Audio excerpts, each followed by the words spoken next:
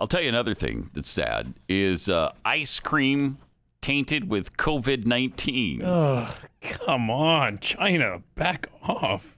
Wait a minute, where did you get that? Oh, it's because it's in the story. Wait a minute, how dare you cast aspersions on Chinese ice cream? Yeah, my bad.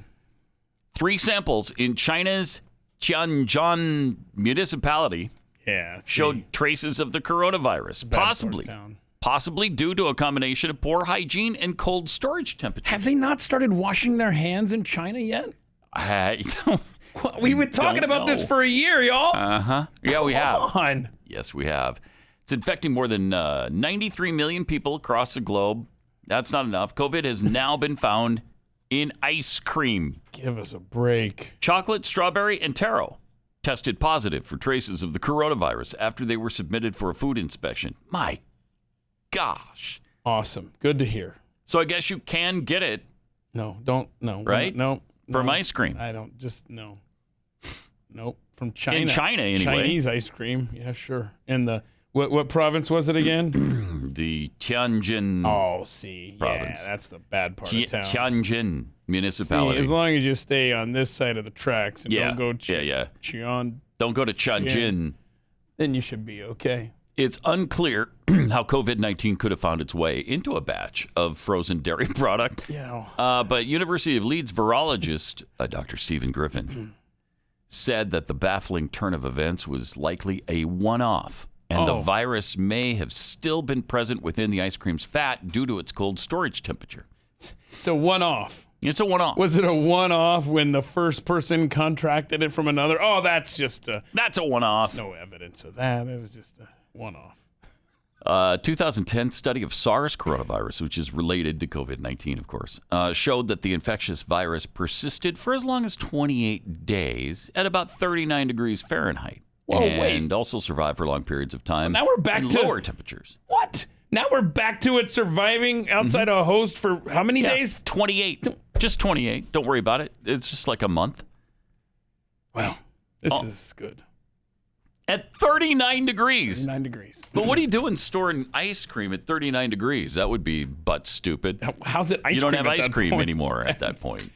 Cold soup. Maybe that's what they like in China. I don't know. In the Tianjin province. Oh, yeah. See, I keep forgetting the province we're in Tianjin. Yeah. So. Keep forgetting that side of town. Now, what's the future of the coronavirus? We're also worried about it. Will it be okay? Like later? Later on? Should we check on it? How's it doing? What should we do for it? Can we keep this thing going, or what? Is it gonna lapse into, complete obscurity again? As millions are inoculated against the virus, the pandemic's end finally seems to glimmer into view. Whoa. An end? Does it, though? Okay, I'm listening. Wow, and this is from the New York Times. They're actually speaking. Well, it's because Biden's inauguration is Wednesday. Go. That's why. There it is. There you go. Scientists are envisioning what a post-vaccine world might look like, and what they see is comforting. No, all of a sudden, it was going to be here forever. It was going to come around every single year. It was going to kill us year after year after year after year. And even the vaccine won't do it because, you're going to have to wear a mask, too, because the vaccine just protects you. It doesn't protect somebody else in case you get infected. If you get infected, you can still pass it on to somebody else. Wait a minute. Well, then that's not a vaccine, is it? It's not. What we're talking about here is not even a vaccine. It's a treatment. It's a treatment for the disease. They won't call it that, though, because then you'll say, well, what are the other treatments? Is there something safer that I can get? Like what was the Resgenifin or Resnavir or something? Mavir. I don't know, because they don't talk about it, so that's why we forget. Right. Yeah. And nobody's talked about hydroxychloroquine in 6 months, probably, or longer, because that just kills people. I mean, you even look at hydroxychloroquine, and if you think, maybe I should take that, you drop dead. Oh. Yeah, it's weird. Remember when Trump broke into that couple's home, and force them to drink that. Yes. Right. They say, take this fish tank cleaner. You drink it right now. And then everyone was like, why is the Secret Service hanging out in Arizona outside this house in this neighborhood? Yeah. Turned out Trump was in there poisoning that couple. Right, on purpose. Yeah, remember how that turned out, too? That couple, she just wanted to kill her husband. Yep. And then she blamed it on the Trump thing. Allegedly. Yeah, interesting. The media blamed it on the Trump thing. You know? Fascinating. They were like, oh, this is too convenient. Let's roll with this. So the coronavirus is here to stay, but once most adults are immune following natural infection and vaccination, the virus will be no more of a threat than the common cold. I'm sorry. Wait. No.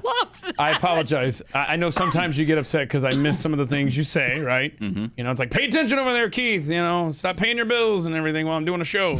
Okay, what did you just say? The coronavirus is here to stay. Okay. But once most adults are immune following natural infection or vaccination, okay, the virus will be no more of a threat than the common cold. Huh. Yeah, we must be 2 days away from Biden taking over. How did that get out before? I think that was supposed to be held. They weren't supposed to go to print. Right. You know, it's like, go to print on Wednesday. Yeah, Wednesday, January 20th. After 12 o'clock, you may print this. Wow, it's somebody's head's going to roll for letting that slip out early. This is exactly what we've wanted to hear the whole time. Well, the virus is a grim menace now because it's an unfamiliar pathogen that can overwhelm the adult immune system, which has not been trained to fight it. That will no longer be the case once everyone's been exposed to either the virus or the vaccine. Children, on the other hand, are constantly challenged by pathogens that are new to their bodies, and that's one reason they're more adept than adults at fending off the coronavirus. Interesting. Eventually, the study suggests the virus will be of concern only in children younger than 5, subjecting them even to mere sniffles or no symptoms at all. In other words, the coronavirus will become endemic, a pathogen that circulates at low levels and only rarely causes serious illness. Huh.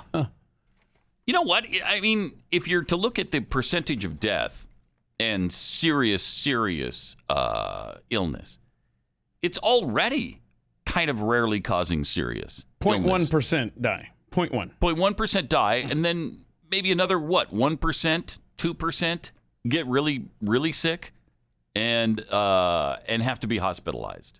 Maybe it's 98 or 99% of people that just get it and they're a little bit sick, but they're fine. I mean, my sister just got it. She's what is she? I think she's 29. She's older than I am, so like 10 years older than me. Oh, whoops. Hope she doesn't listen. So she's 70-ish. Didn't we discuss last week how you're 29? So she's 39. So she's 39. 39-year-old Pat Gray's sister. Yes. And she got it, and what kind of... And she got it and barely knew she had it. That's what I'm saying, man. It affects barely knew she had it. Differently. Mm-hmm. I mean, I'm living proof of this. Yeah. We got some people who get it here that don't have any symptoms at all, and they wouldn't even know they had it without a positive test. And you got me who wish I was dead for 2 weeks. Yeah. It just, everybody is different. Yeah. Even Glenn, when he got it, he finally got it over the Christmas holiday, I guess. And I think he had sniffles. He got it from Nicole Arbor, didn't he? Yeah. Yeah, he thinks so, yes. Yeah. He got the sniffles. Uh-huh. He had sniffles. Big deal. I mean, it totally sounds worth shutting down an economy, changing society forever, scarring our children, both mentally, educationally, and physically. Yeah, right? It's worth all that. It's absolutely. I mean, it's totally worth cracking down on people that walk to their mailbox to check their mail for the day. Anybody that wants to go to a restaurant, stand up, put mask on, sit down, take mask off. Yeah, it's totally worth all of that nonsense. Yep. Yes. Thank you for that. Yeah, it is.